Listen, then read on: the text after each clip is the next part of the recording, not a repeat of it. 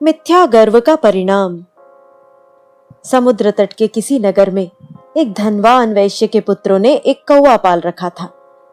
वे उस कौवे को बराबर अपने भोजन से बचा अन्न देते थे।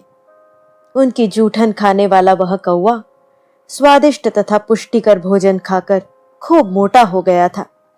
इससे उसका अहंकार बहुत बढ़ गया। वह अपने से श्रेष्ठ पक्षियों को भी तुच्छ समझने और उनका अपमान करने लगा।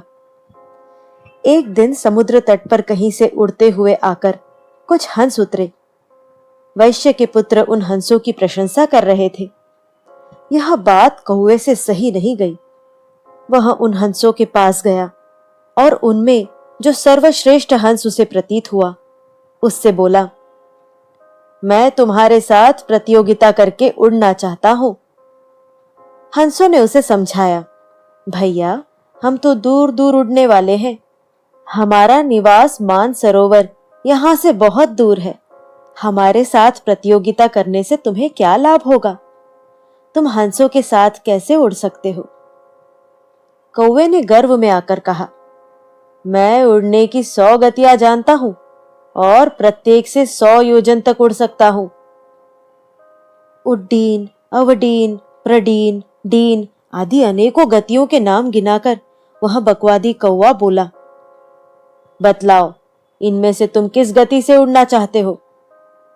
तब श्रेष्ठ हंस ने कहा, काक, तुम तो बड़े निपुण हो, परंतु मैं तो एक ही गति जानता हूं जिसे सब पक्षी जानते हैं। मैं उसी गति से उड़ूंगा। गर्वित कौवे का गर्व और बढ़ गया।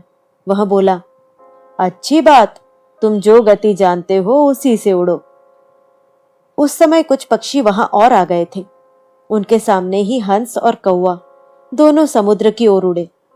समुद्र के ऊपर आकाश में वह कौवा नाना प्रकार की कलाबाजियां दिखाता पूरी शक्ति से उड़ा और हंस से कुछ आगे निकल गया।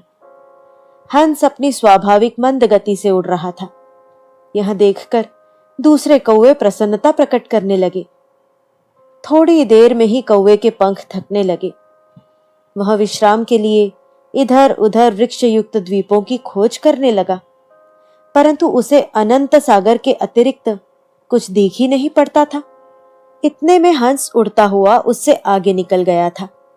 कौवे की गति मंद हो गई। वह अत्यंत थक गया और ऊंची तरंगों वाले भयंकर जीवों से भरे समुद्र की लहरों के पास गिरने की दशा में पहुंच गया। हंस ने देखा कि कौवा बहुत पीछे रह गया है, तो वह रुक गया। उसने कौवे के समीप आकर पूछा, काक, तुम्हारी चोंच और पंख बार बार पानी में डूब रहे हैं। यह तुम्हारी कौन सी गति है? हंस की व्यंग भरी बात सुनकर कौवा बड़ी दीनता से बोला, हंस, हम कौवे केवल कांव कांव करना जानते हैं। हमें भला दूर तक उड़ना क्या आए। मुझे अपनी मूर्खता का दंड मिल गया। कृपा करके अब मेरे प्राण बचा लो। जल से भीगे, अचेत और अधमरे कौवे पर हंस को दया आ गई। पैरों से उसे उठाकर हंस ने पीठ पर रख लिया और उसे लादे हुए उड़कर वहां आया जहां से दोनों उड़े थे। हंस ने कौवे को उसके स्थान पर छोड़ दिया।